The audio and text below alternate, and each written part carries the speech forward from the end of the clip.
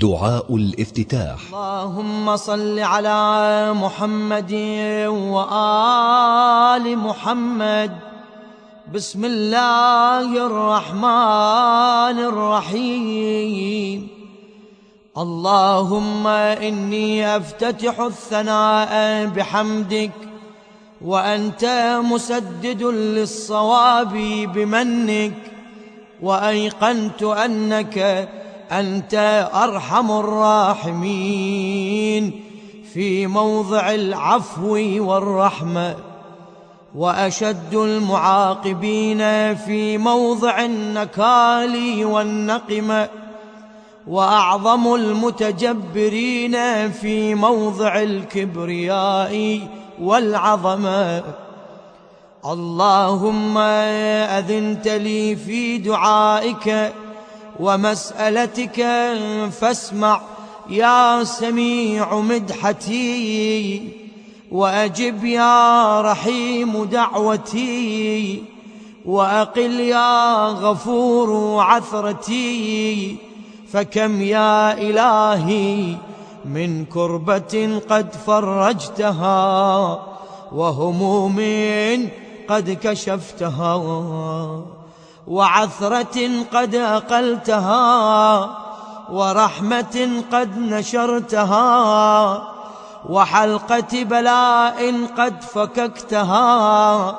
الحمد لله الذي لم يتخذ صاحبة ولا ولدا، ولم يكن له شريك في الملك، ولم يكن له ولي من الذل، وكبره تكبيرا. الحمد لله بجميع محامده كلها، على جميع نعمه كلها. الحمد لله الذي لا مضاد له في ملكه، ولا منازع له في أمره. الحمد لله الذي لا شريك له في خلقه، ولا شبيه له في عظمته.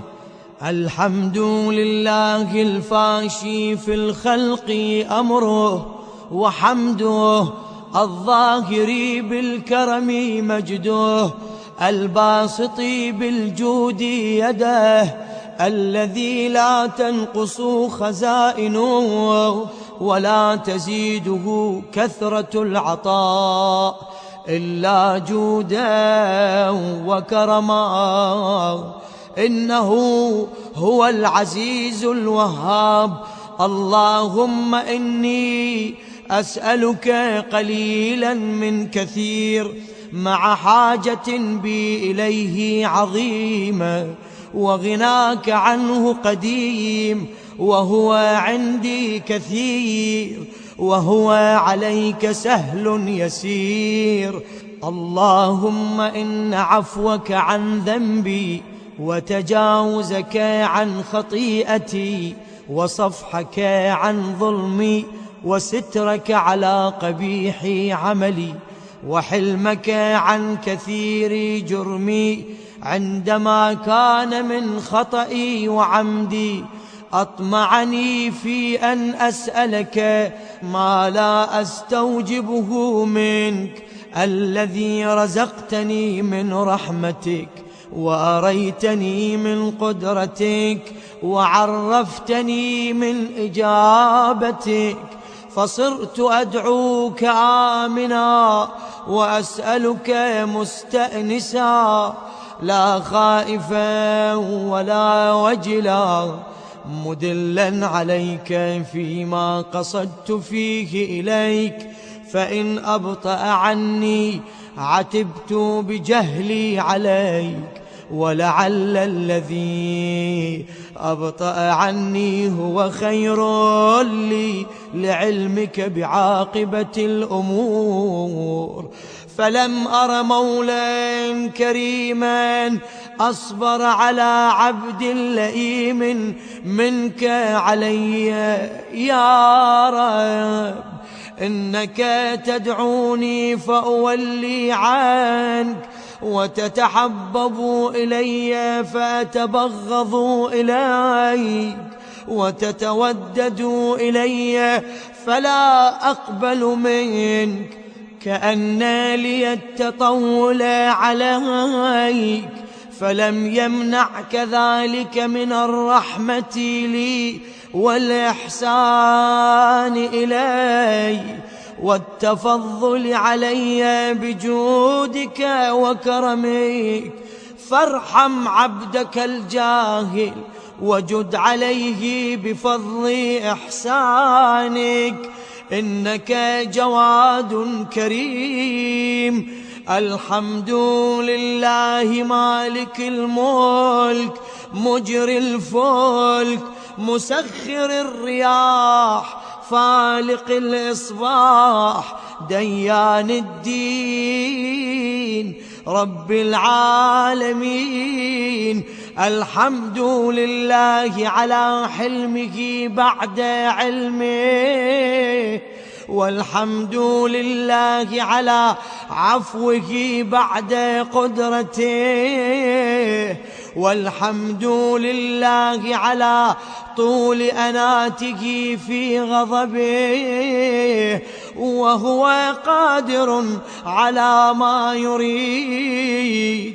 الحمد لله خالق الخلق باسط الرزق فالق الإصباح ذي الجلال والإكرام والفضل والإنعام، الذي بعد فلا يرى وقرب فشهد النجوى تبارك وتعالى. الحمد لله الذي ليس له منازع يعادله ولا شبيه يشاكله ولا ظهير يعاضده، قهر بعزته الأعزاء وتواضع لعظمته العظماء، فبلغ بقدرته ما يشاء. الحمد لله الذي يجيبني حين أنادي ويستر علي كل عورة وأنا أعصي، ويعظم النعمة علي فلا أجازي. فكم من موهبة هنيئة قد أعطاني، وعظيمة مخوفة قد كفاني، وبهجة مونقة قد أراني، فأثني عليه حامدا وأذكره مسبحا. الحمد لله الذي لا يهتك حجابه ولا يغلق بابه ولا يرد سائله ولا يخيب آمله. الحمد لله الذي يؤمن الخائفين وينجي الصالحين ويرفع المستضعفين ويضع المستكبرين ويهلك ملوكا ويستخلف آخرين.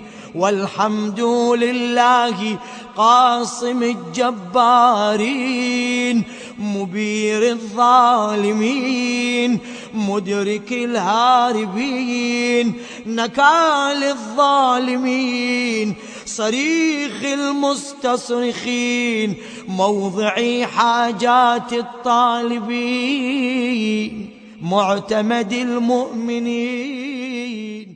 الحمد لله الذي من خشيته ترعد السماء وسكانها وترجف الأرض وعمارها،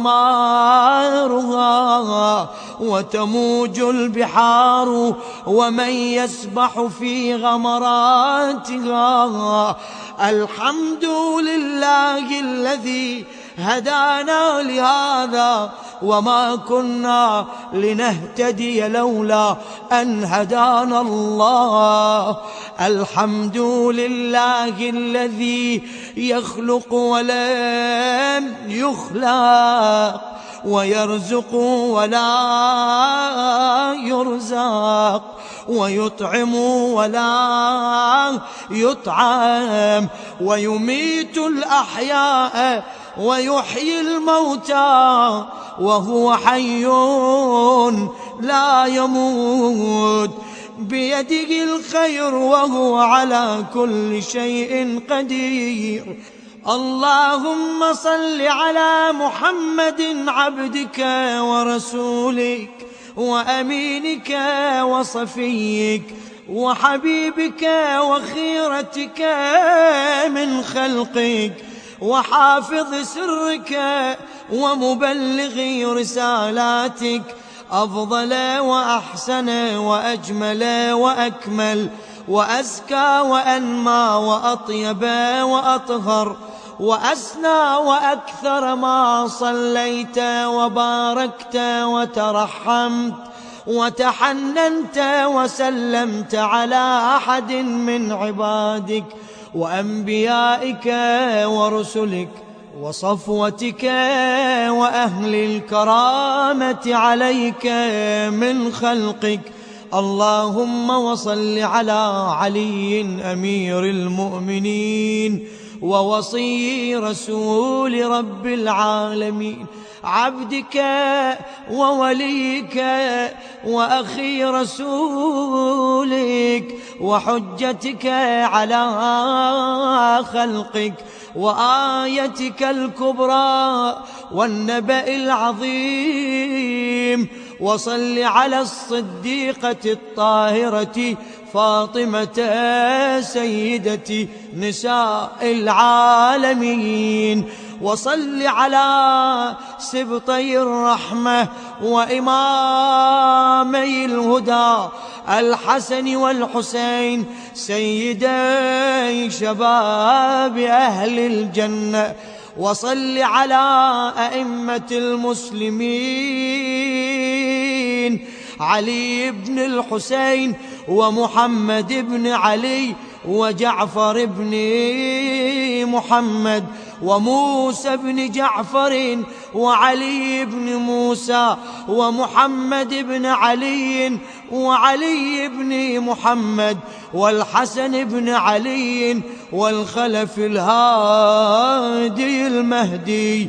حججك على عبادك وأمنائك في بلادك صلاة كثيرة دائمة.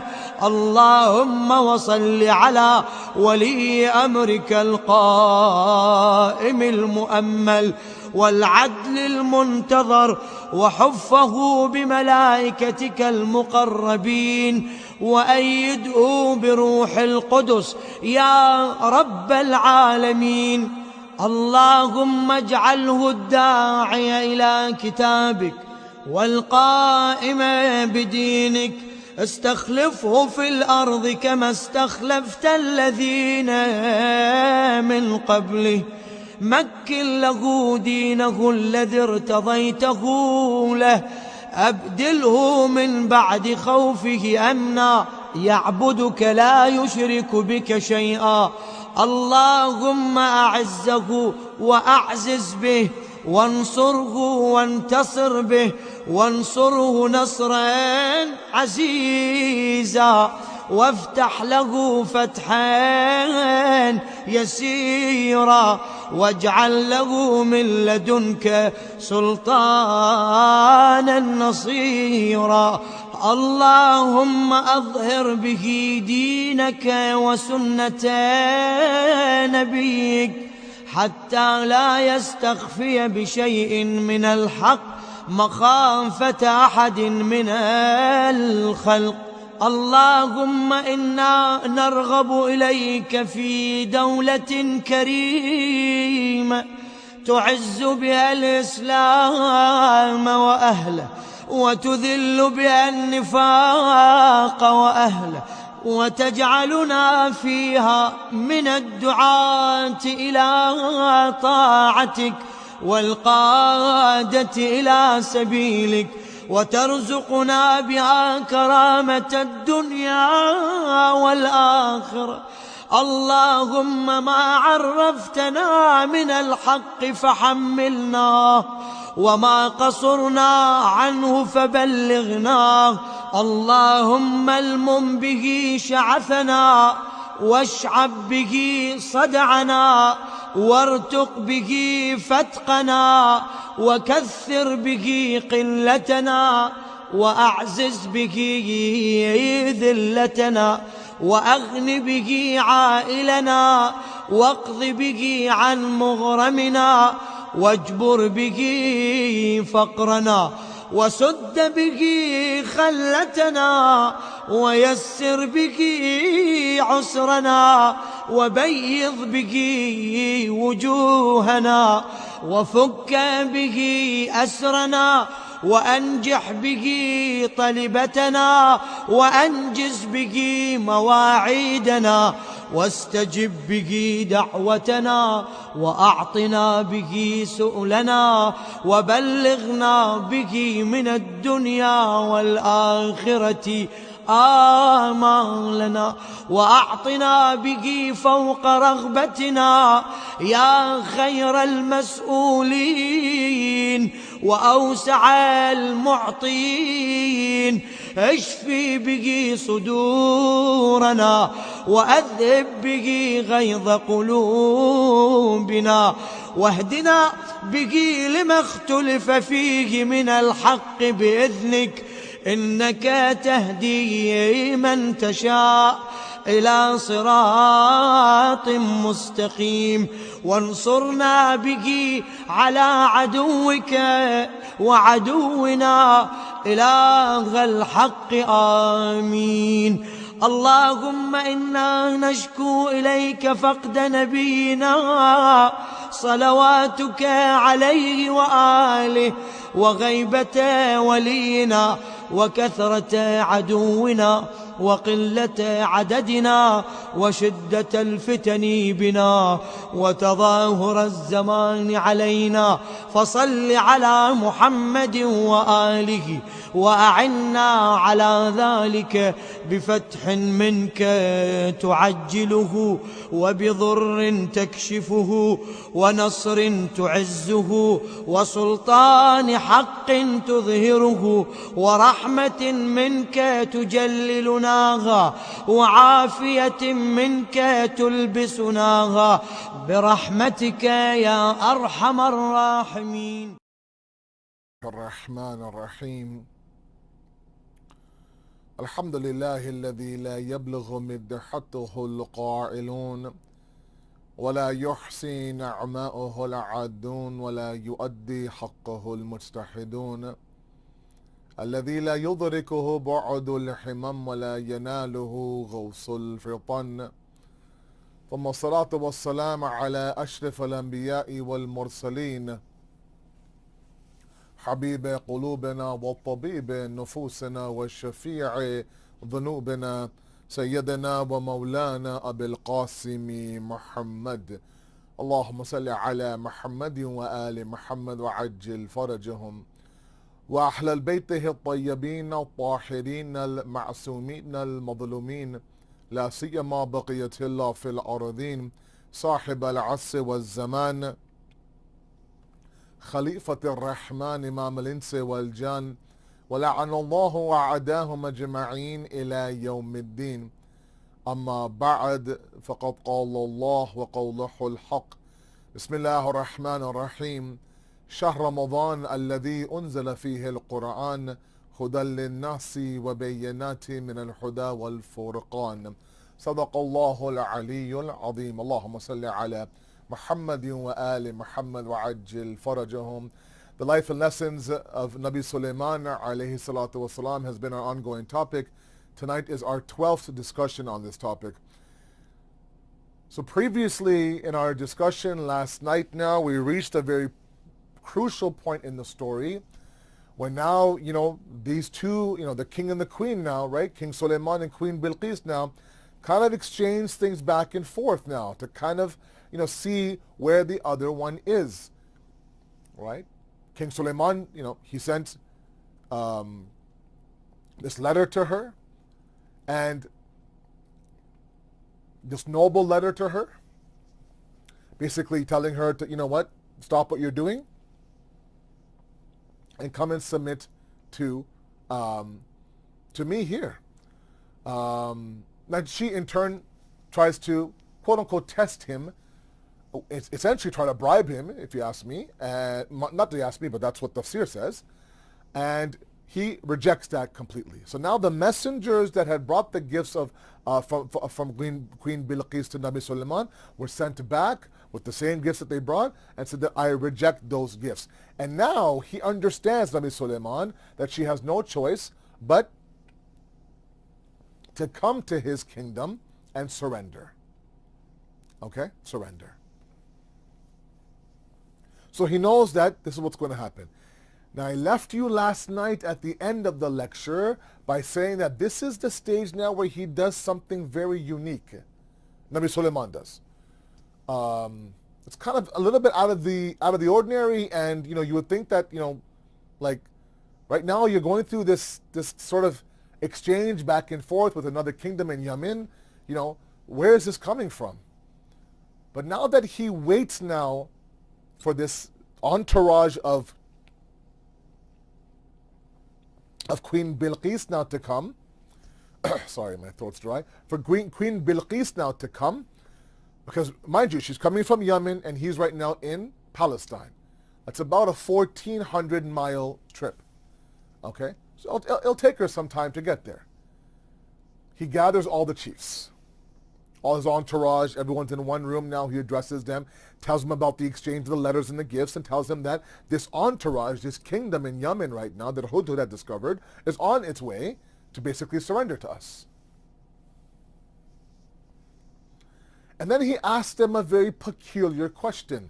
Come to the Quran now, verse number 38. Okay, we are reaching now the end. We're going to end at verse number 44 in this discussion. We're slowly but surely reaching that. I have 4 discussions plus the Jashan. So, we have to now get to this conclusion. Because the arrival of Queen Bilqis into the kingdom of Nabi Sulayman, to me, is one of the most beautiful moments in the Quran. I'm not there yet, though. And you know me, I like to stretch it out and really kind of make you guys suffer through the story a little bit. So, now he says, which one of you here? Again, a very odd question, right? Which one of you here can bring me the throne of Bilqis before she arrives here? Which one of you can bring me the throne of Bilqis from Yemen to Palestine before she arrives here? I'll explain why he asked that in a moment. The Quran says that the first person to put their hand up was a demon of a jinn. It said, by the time that you could get up from your seat, I'll bring that throne to you right beside you. By the time you can stand up from where you're sitting right now, I'll bring that over. Nabi Sulaiman says, anybody else? Who else? Anybody else can challenge this? And then Asad ibn Barkhia, remember him?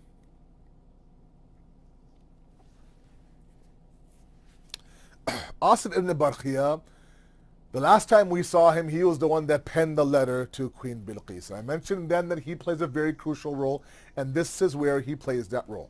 He says to Nabi Sulayman that I will bring you the throne of Bilqis before you can blink an eye. And before his eyes could blink, Nabi Sulayman's, the throne was right beside him. Right away now, Nabi Sulayman sees his throne. Everyone is in awe, couldn't believe it. And he begins now to praise his Lord. This is from the grace of my Lord, he says. talks about gratitude and gratefulness, etc., etc. And we'll get into those verses in a moment. The question is, what was this exercise about? And how is it possible that someone like Asad ibn Barkhiyah could bring that throne 1,400 miles in a blink of an eye? Is it possible? This is a prophet of God now. So there's wisdom behind everything that he does. Right?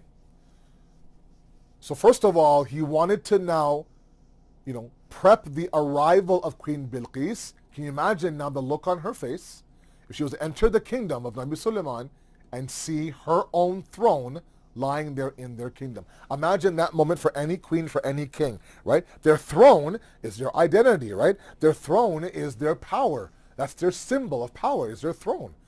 The way that the Quran describes Fir'aun's throne on the day where Nabi Musa's serpent devoured the other snakes it was made of rubies and diamonds, and he was also draped in jewels and gold, and it was a throne of thrones. They sat on there like a man who was about to conquer the day, but that was the day that he was the beginning of the end for him. So this was the throne of Bilqis now. Nabi Sulayman wanted to now again prove to her, show to her through the miracle, this was a miracle of course, through the miracle that I'm no ordinary king. You take the name of God that I gave you in my letter, you take my denial of gifts, and you take the throne of yours in my kingdom, and you understand that I am to be submitted to. Meaning my path, the path of God, is to be submitted to. Number one. Number two, he was also preparing the grounds, Nabi Sulayman, for his successor. Asad ibn Barkhiyah was his successor. And just like his own father, Nabi Daud, way long ago, guys, 12 nights ago, eons ago, 12 nights ago, I told you that in that judgment, in that moment of the farmer and the shepherd, remember that judgment call? He asked a very young, Nabi Daud did now, the father of Nabi Sulayman, asked his son Sulayman, come to the court, I want you to rule on this case. He must have been 10 or 11 years old, a very, very young Sulayman. And people must be wondering, what is the king and the judge doing, asking his, pre-adolescent child to come and rule and judge on a very important case? This was a precedent being set here between the farmers and the shepherds. But what was he doing back then? If you remember what we said? Nabi Daud was prepping his people to get ready for his successor. Long before he was actually made a successor. Years later, he was actually, the heir apparent of the throne. This was no different. Nabi Sulayman was showing this Asad ibn Barkhiyah is something special. My student, my right-hand man, and eventually my successor. And I have to mention this in brackets if you don't mind. It's incredible how sometimes the Muslim world can accept the fact that Ghadir was only a day of a khutbah of Rasulullah of 4 to 4.5 hours. It was not the day of the announcement of the successorship of the Holy Prophet. That wasn't a explicit announcement, some say. It was implied, or perhaps it was up for interpretation. When in reality, every prophet before him, including Nabi Sulayman, before the Prophet of Allah, would prep their people for their successor before they were actually made the successor. Everyone did. The Prophet of Allah being the seal of the Prophet, Ulul Azam Prophet, higher in level of all the other prophets, he would leave his ummah without one successor? Is that possible? That Ghadir was only the official announcement. Otherwise, time and time again, throughout his 23 years, multiple times he would indicate, he would announce that this is my wasi, my khalifa, my wazir, my successor, the imam after me. Nabi Sulayman was prepping his people. Now, the question is, how is it possible? How can a man bring, an object 1,400 miles across? Now, by the way, if somebody was to be told, let's say 50 years ago, 50, not very long ago, 50 years ago, okay? 50 years ago is about 1971. That's not too long ago. A lot of you are that age. A lot of you are a little bit older. If we were told back then in the 70s that what would happen in the east of the world would be on our fingertips within seconds. In the west, they wouldn't believe us. Sometimes it would take 24 hours for the news to come over to the west. Nowadays, social media now, literally at the blink of an eye, news travels globally from east to west, west to east, north to south. Not a big deal. Right? In fact, before the local news, I checked my Twitter feed to find out the verdict of this case, or the score from this game, or I don't know, the COVID count from this country.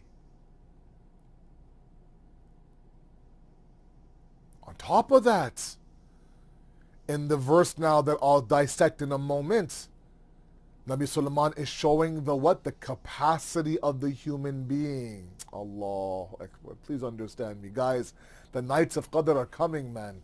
The nights of Qadr are coming. Literally within a week away. And we think the night of Qadr is just a long list, a checklist of a'mal. 2 rakat salat, astaghfirullah, bika ya Allah, Ziyat Imam Hussein, Joshin Kabir. Okay, check. Let's end by 2:45. And that's what we think the whole, no, the night of Qadr is made a night of Qadr to show you, the human being, to show me, the human being, what our capacity is. It's possible that in one night of amal, you could do enough amal to last a lifetime. Laylatul Qadr khayrun min alfi shahr. Better than 1,000 months. 83 years is a calculation, right? That's a lifetime. Better than that. Khayru, better than that. Meaning that you have the capacity, human being, you've always had the capacity to be able now to do one night of worship, to be able now to really tread the path for your entire life. The night of Qadr is the night of the human being, the night of the capacity and the potential of the human being. What Nabi Sulayman was showing in this small exercise, albeit very important, was not only his successor, the power of the knowledge of the book. This was a khas, specific, special student of Nabi Sulayman, Asad ibn Barkhia, where now that knowledge was not something that jinn learned on the streets. You can sit there and, you can play the flute and the snake will come out. That's not a big deal. That happens today. Those are all things that are learned, right? And he might think, oh, by the time you stand up, it'll be here. Forget that. By the time you blink an eye, it'll be here. Meaning it's a kun fayakun system, be and it is. That's not just made for God. God says, if you tread my path in the deepest portion, I will give you that power. Such that when the Imam of our time comes, they say this, the hadith says this. Oh, this is so beautiful. Such hope in this hadith. That the levels of knowledge in this universe are 27. Okay, it's a random number, 27, of which right now, today, right now, in 2021, in April of 2021, the human being and everything that we've conquered. Elon Musk has put a car in space. We've touched the moon. We have smartphones, blah blah, the whole nine. We have reached a level of 2 of those 27 levels of knowledge. Two. Okay, 2. The Imam will come and complete the remainder of the 25. Can you fathom for a moment what life will be like under the Imam of our time? Well, things that are impossible today will be very normal and common in that era. Okay? It's a matter of what? The same human being. We're not robots, right? It's not a new creation. It's all within us. It's the expansion and the fulfillment of our potential. This was a moment that Nabi Sallallahu want to show, look, this is what the human being can do if they need it. We have ulama who could travel the earth within seconds in our lifetime. Now, that's a different story of irfan, and I don't want to go down there, but I'm saying the potential is there. So Nabi Sulaiman did this for several reasons. It wasn't just about Queen Bilqis. This was about telling the people, look, this is a man, this is my student who has knowledge of the book. And the result of that is that with the blink of an eye, this is what? From the fadl and the grace of my Lord. Now let's come to the Quran, inshallah. Okay. Verse number 38, please follow along with me. Surah 27, verse number 38. Okay? These are beautiful verses of the Quran. This is the month of the Quran. Let's open up the Quran. Follow along with me. Do your app, whatever you need to do. Follow along. 27:38, verse 38 of the 27th chapter of the Quran. This is now where Allah, Nabi Sallallahu says, Bismillahir Rahmanir Rahim. Qala ya ayyuhal mala'u. Oh, my chiefs, my entourage, my people. Right? أيكم يأتيني بعرشها? Which of you can bring to me her throne? قبل أن يأتوني مسلمين, before she comes and submits to me. Which of you can come? Bring me, right? Her what? Her arsh, بعرشها. Ha, of course, is her arsh, her throne. How many of you can do that? And then the very next verse is the jinn, this demon, right? He stands up and says, قال إفريت من الجن, right? From one of the, one of the evil, the demon jinns, he stands up. He says, أنا آتيك به قبل أن تقوم من مقامك. I will bring it to you before you rise up. تقوم من مقامك. From where you are, from your maqam, from where you're sitting. Right? وَإِنِّي عَلَيْهِ لَقَوِيٌّ أَمِينٌ. I have strength, I can do it. I can be trusted in this matter. I have the strength. Trust me. He's very bold, very confident. And then, when Nabi Sulayman is asking, anybody else? Anybody else? Floor's open. That's when verse number 40 comes about. Very important verse. Very important verse. Verse number 40 of Surah Naml. قال الذي عنده علم من الكتاب. Does not mention his name. Now some say, some tafsir say, oh, this was Jibreel, this was Sulayman, this was somebody else. But, our mu'tabar, our sahih, our accepted tradition from Bahar al-Anwar and others say that this is Asif ibn Barkhia.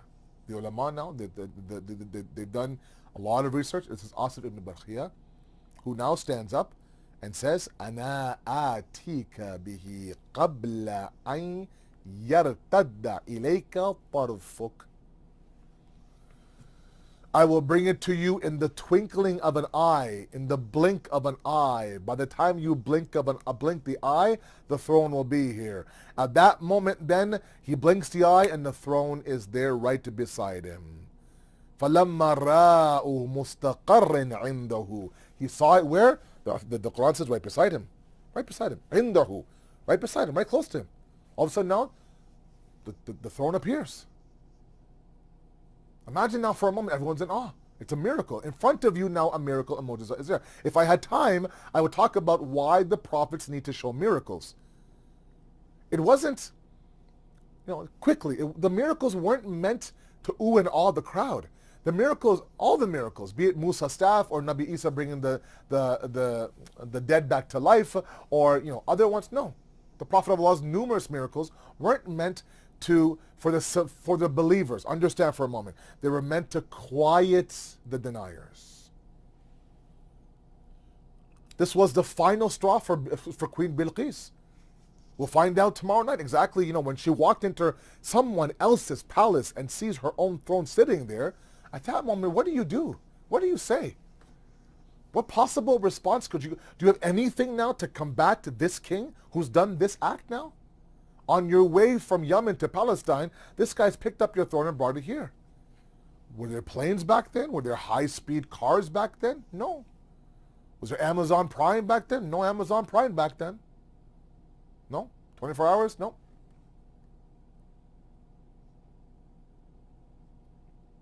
And the miracle of the prophets is only from who? From Allah subhanahu wa ta'ala. These are not the things that you see in the streets of India, Pakistan, where people now can sit there and, no, those are taught. Those are taught. Incredible.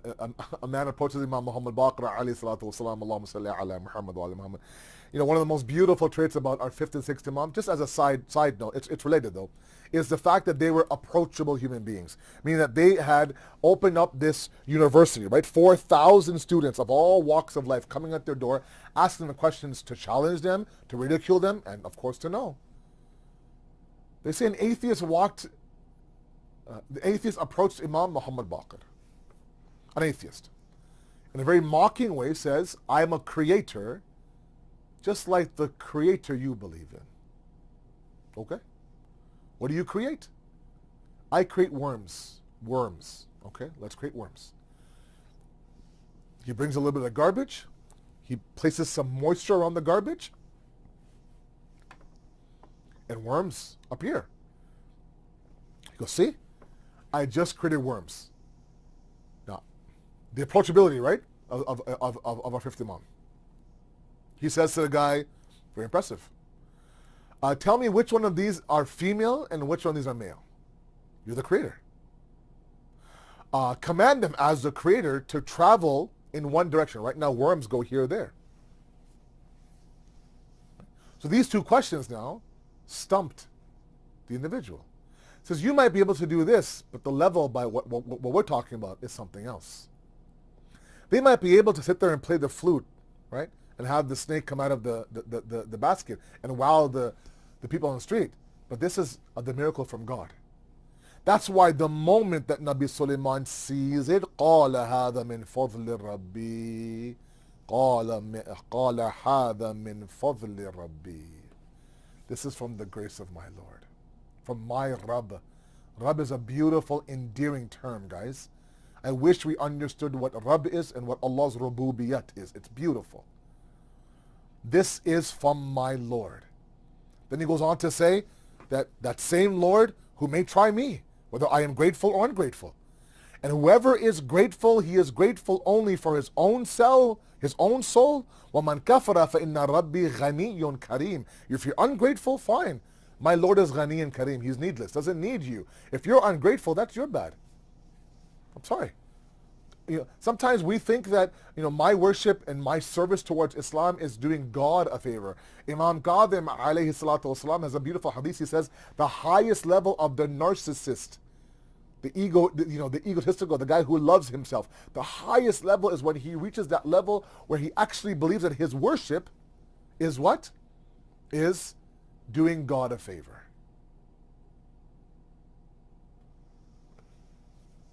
So now, the throne of Bilqis is inside the kingdom of Nabi Sulayman.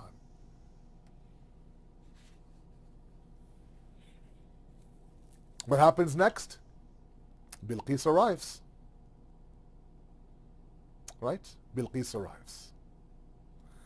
And before that, however, in verse number 41, what does he do? It's amazing, this idea of gratitude and gratefulness. I have a little bit of time. I want to spend some time on that. In this pandemic, it's been a lot of mental health issues. I find it amazing that at this stage in the story now, Nabi Sulayman is now reminding himself and, of course, those who are listening to him about the power of gratitude. Why? Why at this stage in the story now? Because he's about to defeat and bring to their knees a very powerful kingdom in Yemen. And he wants, first of all, himself, right? That's why he says, right? He says, Rabbi liyabluwani. He'll test me. Didn't say you or us. He said me. Right? He'll test me to see, am I grateful or not? Am I grateful? Right? Ashkuru am akfuru. Am I thankful or am I ungrateful? Here, kufr is used in muqabil, in opposite of shukr. Right? So when things start to go, our way sometimes in life, we don't stop and, we kind of get complacent in our worship, don't we? It's only when there's a crack in the sidewalk, there's a tragedy, a hardship, we turn back to Allah subhanahu wa ta'ala. Allah's reminding us through the story of Nabi Sulaiman and this specific moment now where he's about to bring down this kingdom of Saba and Sheba and Yemen, that look, that's great, but understand this is from the fadl of Allah. Don't forget the main cause. Yes, you're a wasila, all that for sure, but the main cause is God himself. It's important for us to extract that lesson from our life. That if things go your way, you end up having the life that you want, it's even better than you imagine. You're living a very pursukun, a very serene life. All these things are there. Stop for a moment and be grateful to Allah, especially in this month of Ramadan. It's a month of gratitude, right? A month of thankfulness. So I found it interesting that he said, look, I'm not immune to God's test. Forget you and I. The Prophet of God here is not immune to the test. But understand, Grateful or ungrateful, it all affects you directly. If you're grateful, he'll give you more. In shakartum la'azidannakum. Very open verse. If you are thankful towards me, I'll give you more. If you're ungrateful, know that you're not affecting God. God is ghani, right? Ya ayyuhan nas. Look at this beautiful verse in the Quran, guys. Antum fuqara'u ilallah. Wallahu huwal ghaniyyul hamid. O mankind, you are someone who is constantly in need. Fuqara is different from faqir. Faqir, as you know, if you know a little bit Urdu and Farsi, means a beggar, faqir, a miskin. But fuqara is one who's always in need. A constant state of needfulness is a fuqara. Okay? You are the one who is, meaning mankind, you'll always be in need of God. And God, wallahu huwal ghaniyyul hamid. He's needless. Just in case you think, oh, okay, you know what, maybe by my measly worship I might, elevate the kingdom of God. No, wait a second now. Doesn't work like that. He's azal, he's abad. He was always there, he'll always be there. Everything we do or don't do affects us directly. I thought that was very important to point out. Verse number 40 of Surah Naml. Verse number 41 now, he says, now take this throne and change it, alter it, disguise it. Let's see if she's able to recognize her own throne. Let her be blown away by it. Because eventually now, as a spoiler alert for tomorrow night, Nabi Sulayman will ask her, do you recognize the throne? Look at the throne. Look at that throne right there. Do you recognize it? Of course she does. That's her throne. That's her. If there's anything that's near and dear to a king and a queen, it's their throne. You can spot your own throne a mile away. So now the last verse of tonight, verse number 41. Qala, right? Nakiru laha, alter it, change it, right? Add a little bit to it. Don't change the whole complexion, but just add a little bit to it to the point where it's not so obvious that this is the exact replica of the throne, right? Qala nakiru laha arshaha. So change her arsh, right? Let's see for her. We will see, he says. Tanzur. أتحتدي أم تكون من الذين لا يحتدون. We will see whether she follows the right way or is of those who does not go aright. Meaning that Nabi Sulayman understands for a moment the impact that this throne will have on her. Let's see what her reaction will be. When she walks into the kingdom and she sees that throne, what's going to be her reaction? Will she deny it and will she kind of go astray? Or will she at that moment understand and submit and be guided properly? So now the throne of Bilqis is inside the kingdom of Nabi Sulayman. Everything is ready. The throne's been altered. Everything is ready to go. And who's at the door of the kingdom? Bilqis. She's arrived. She's arrived at the kingdom of Nabi Sulayman after that long journey from Yemen to Palestine. There she is in her entourage, face to face now. Nabi Sulayman and Queen Bilqis for the first time now. The door opens, and what happens next? You know it. I'll tell you tomorrow night, inshallah. Stay safe, stay well. Don't hate me. We'll see you tomorrow night. Wassalamu alaikum wa rahmatullahi.